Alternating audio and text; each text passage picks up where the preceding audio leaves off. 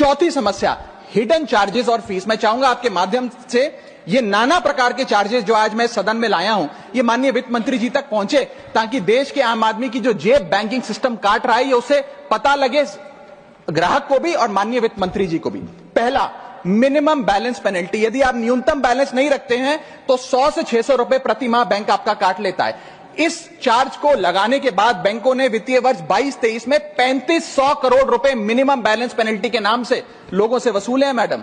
दूसरा charge, extra ATM usage. आपको ATM transaction के लिए 2 से 3 की मोहलत मिलती है, 2 से 3 की इजाजत मिलती है बैंकों द्वारा। अगर आप चौथा पांचवा ट्रांजैक्शन कर लें तो हर ट्रांजैक्शन पे 20 रुपए एटीएम चार्ज आपको देना पड़ता है। इनएक्टिविटी फी 100 से 200 रुपए सालाना, यानी कि अगर बैंक आप बहुत ज्यादा अपना अकाउंट यूज नहीं करते हैं तो बैंक इनएक्टिविटी के नाम पे भी चार्ज लगा देता है। फिर बैंक स्टेटमेंट आप मंगवाते हैं तो बैंक स्टेटमेंट इशुएंस चार्जेस के नाम पर आपसे 50 से 100 रुपए लेता है। फिर आप कहते हैं हमें एसएमएस अलर्ट के माध्यम से मेरे बैंक के खाते में क्या आ रहा है उसकी जानकारी मिले, तो एसएमएस अलर्ट चार्जेस के नाम पर भी प्रति क्वार्टर 20 से 25 रुपए आपसे लिया जाता है। ऑनलाइन पेमेंट करेंगे एनईएफटी की तो ट्रांजैक्शन फी भी ली जाती है। जबरदस्ती आपको पहले लोन बेचते हैं और फिर उसके बाद लोन प्रोसेसिंग फी के नाम पर 1 से 3% लोन अमाउंट का काट लेते हैं। और जब आपकी किस्मत ठीक चल रही हो और आप समय से पहले अपना लोन बकाया जो है उसका भुगतान करने बैंक पहुंच जाएं तो loan pre closure charges, early payment penalty के नाम पर भी बैंक आपसे पैसा वसूलता है। साधारण सा सिग्नेचर बदलवाना हो, नॉमिनी की डिटेल्स बदलवानी हो,